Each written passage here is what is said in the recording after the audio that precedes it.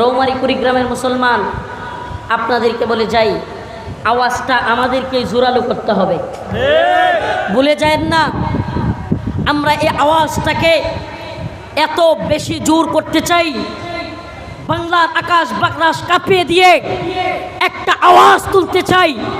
এই ঈদের আগে অবশ্যই আল্লামা মামুনুল হককে মুক্তি দিতে হবে।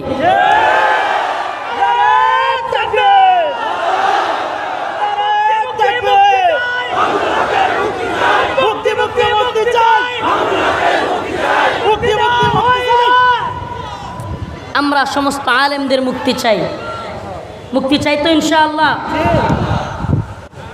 জিমাম, ইমাদ, আরও ছোট্ট যেগুলো আছে শাইখুল হাদিসের সন্তান, এদেরকে এখন দেখলে কলিজা ফেটে যায়, এদের কান্নায় আকাশ বাতাস বাড়ি হয়ে যাওয়ার মতো অবস্থা। আমরা দায়িত্বশীল